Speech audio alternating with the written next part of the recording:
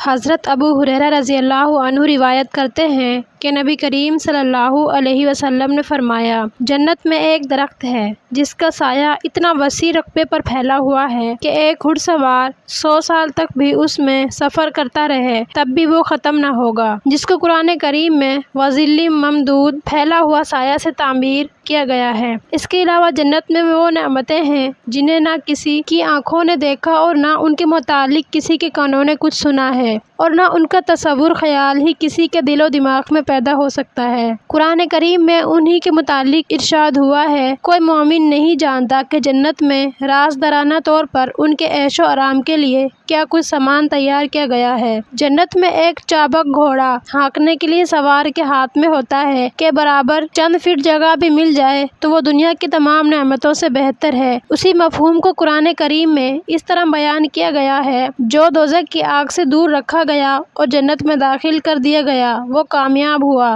حضرت ابن عباس رضی اللہ عنہما کہتے ہیں، جنت میں ایک حور ہے جس کا نام لعبہ ہے، اسے اللہ نے مشک، زعفران، عنبر اور کافور سے بنایا ہے۔ اس کا خمیر جنت کی نہر حیوان کے پانی آب حیات سے تیار ہوا۔ اللہ نے اس کو پیدا کرتے وقت کن ہو جا کہا اور وہ پیدا ہو گئی۔ اتنی خوبصورت ہے کہ جنت کی تمام حوریں اس پر عاشق ہیں۔ وہ اگر منہ سے گولی کر کے دنیا کے سمندر میں پھینک دے تو سمندر کا کھارا پانی میٹھا ہو جائے۔ اس کے سینے کے بلائی حصے پر لکھا ہے، جو شخص یہ چاہے کہ اسے مجھ جیسی حور ملے، اسے چاہے کہ وہ اللہ کا حکم مانے اور اسی کی عبادت کرے۔ حضرت مجاہد رضی اللہ عنہ کہتے ہیں، جنت کی زمین کا فرش چاندی کا ہے اور مٹی مشک کستوری کی، درختوں کے تنے چاندی کے ہیں، ان کی شاخیں موتیوں اور زبرجدوں جواہرات کی ایک قسم سے مزین ہے اور پھل شاخوں کے درمیان حصے پر ہیں۔ پھل جنتیوں کی خواہش کے مطابق ان تک پہنچ جائیں گے، خواہ وہ کھڑے ہوں، بیٹھے ہوں یا لیٹے ہوئے ہوں۔ قرآن کریم کی اس آیت میں یہی مفہوم بیان ہوا ہے، اس کی پھلدار شاخیں اہل جنت کے لیے جھک جائیں گی۔ حضرت ابو ہریرہ رضی اللہ عنہ روایت کرتے ہیں کہ اللہ کی قسم جس نے محمد صلی اللہ علیہ وسلم پر قرآن نازل کیا، اہل جنت کے حسن و جمال میں روز بروز اس طرح اضافہ ہوتا رہے گا جس طرح دنیا کی زندگی میں انسان پر بڑھاپا چھاتا رہتا ہے۔ حضرت صہیب رضی اللہ عنہ روایت کرتے ہیں کہ رسول اللہ صلی اللہ علیہ وسلم نے فرمایا، جب جنتی جنت میں اور دوزخی دوزخ میں پہنچ جائیں گے، ایک اعلان کیا جائے گا،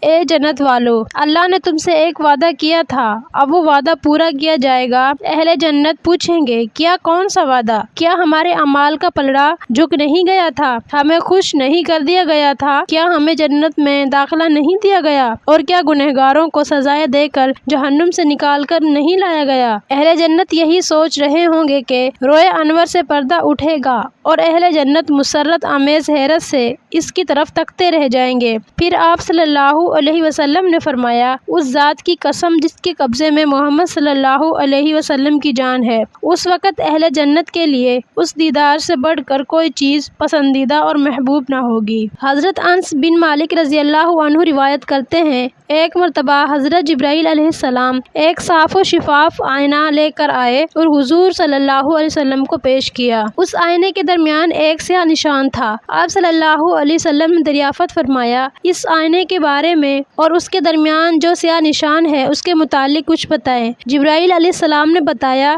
کہ یہ آئینہ جمعے کا دن اور ان کے درمیان سیاہ نشان دعا کے قبول ہونے کی گھڑی ہے۔ یہ بخشش و برکت پہلے کسی امت کو نصیب نہیں ہوئی، یہ فضیلت آپ کو اور آپ کے طفیل آپ کی امت کو عطا ہوئی ہے۔ جمعے کی روز اس گھڑی میں مومن جو بھی دعا کرے گا وہ قبول ہوگی اور یہی یوم المزید زیادہ بخششوں اور عنایتوں کا دن بھی ہے۔ آپ صلی اللہ علیہ وسلم نے فرمایا، یوم المزید کی پوری تفصیل بتائیں۔ جبرائیل علیہ السلام نے عرض کیا، جنت الفردوس میں ایک وسیع میدان ہے جس میں ایک مشک کستوری کا ٹیلا ڈھیر ہے۔ جمعے کے دن اس میدان میں نور سے بنی ہوئی کرسیاں لگا دی جائیں گی جس پر انبیاء کرام علیہ السلام تشریف فرما ہوں گے۔ ان کے پیچھے سونے سے بنی کرسیاں ہوں گی جن میں یاقوت اور زبرجد جیسے قیمتی جواہرات جڑے ہوں گے۔ ان پر صدیق، شہید اور صالحین نیک بندے بیٹھے ہوں گے، اور دوسرے جنتی لوگ اپنے اپنے کمروں سے نکل کر اس مشک کے ٹیلے پر بیٹھ جائیں گے اور سب مل کر اللہ کی حمد و ثنا کریں گے۔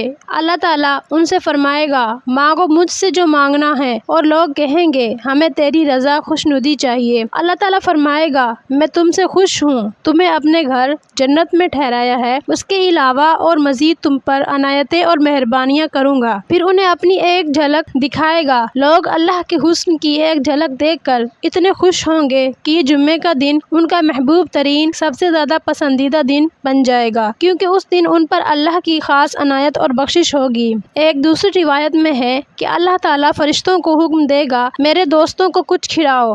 ان کے سامنے جو کھانے آئیں گے اور یہ لوگ کھائیں گے تو ہر لقمے کا مزہ پہلے لقمے سے مختلف اور زیادہ بہتر ہوگا۔ کھانے کے بعد اللہ تعالیٰ فرشتوں کو حکم دے گا انہیں کچھ پلاؤ، تو پینے کے لیے جو مشروبات دیے جائیں گے ان کے ہر گھونٹ کا مزہ پہلے گھونٹ سے مختلف اور زیادہ عمدہ ہوگا۔ جب کھانے پینے سے یہ لوگ فارغ ہو جائیں گے، اللہ تعالیٰ فرمائے گا میں تمہارا رب ہوں، میں نے تم سے کیا ہوا ہر وعدہ پورا کیا، اب کچھ مانگو میں تمہیں دوں گا۔ لوگ 2 یا 3 مرتبہ کہیں گے ہم تیری رضا خوشنودی چاہیے۔ اللہ تعالیٰ فرمائے گا میں تم سے خوش ہوں اور میرے پاس تمہیں دینے کے لیے اور بھی بہت کچھ ہے۔ اس کے بعد اللہ تعالیٰ اپنا دیدار کرائے گا، لوگ سجدے میں گر جائیں گے۔ کچھ دیر بعد اللہ حکم دے گا اپنے سر اٹھا لو، یہ عبادت کا موقع نہیں ہے۔ اللہ کے دیدار کی نعمت پا کر لوگ پچھلی ہر نعمت کو بھول جائیں گے۔ یہ دیدار کی دولت ان کے لیے سب سے بڑی اور پسندیدہ نعمت ہوگی۔ جب یہ لوگ وہاں سے روانہ ہوں گے تو عرش کے نیچے سے ہوا کا ایک لطیف جھونکا آئے گا اور اس مفید مشک ڈھیر کو فضا میں اڑا دے گا جو ان کے سروں اور ان کی سواریوں کے ماتھے پر جم جائے گی۔ جب یہ لوگ اپنے اہل و عیال میں پہنچیں گے تو ان کے اہل خانہ ان سے کہیں گے تم تو پہلے سے بھی زیادہ حسین اور خوبصورت دکھائی دے رہے ہو۔ اہل جنت کی عمر اور ان کا قد کیا ہوگا؟ حضرت اکرم رضی اللہ عنہ کہتے ہیں اہل جنت مرد ہوں خواہ عورت ایسے ہی ہوں گے جیسے 33 سال کے جوان مرد عورت دنیا میں ہوتے ہیں، اور ان کے قد حضرت آدم علیہ السلام کے قد کے مطابق 60 فٹ کے ہوں گے۔ وہ ہمیشہ جوان اور خوبصورت رہیں گے۔ ان کے پاس لباس کے 70 جوڑے ہوں گے اور ہر جوڑے کا رنگ مختلف ہوگا، اور ہر جوڑا 1 گھنٹے میں 70 رنگ بدلے گا۔ میاں بیوی کے چہرے اتنے روشن ہوں گے کہ ایک دوسرے کے چہرے میں اپنا عکس دیکھ لے گا۔ وہ جنت کی ہر نعمت کھائیں گے مگر انہیں عام انسانی ضروریات پیش نہ آئیں گی، اور نہ ہی ان کے منہ میں کسی طرح رطوبت یا تھوک پیدا ہوگا۔ حضرت زید ابن ارقم رضی اللہ عنہ کہتے ہیں ایک یہودی نے نبی کریم صلی اللہ علیہ وسلم سے کہا آپ کہتے ہیں کہ جنتی لوگ کھائیں گے پیئیں گے جبکہ کھانے پینے سے فضلہ بھی پیدا ہوتا ہے اور جنت میں گندگی کے لیے کوئی جگہ ہی نہیں ہے۔ رسول اللہ صلی اللہ علیہ وسلم نے اسے جواب دیا ہاں میں اللہ کی قسم کھا کر کہتا ہوں جس کے قبضے میں میری روح ہے، جنت میں ایک مرد کی قوت ہاضمہ اتنی زیادہ ہوگی کہ وہ 100 آدمیوں کے برابر خوراک کھا کر اسے ہضم کر لے گا، اور مردمی قوت میں 100 مردوں کے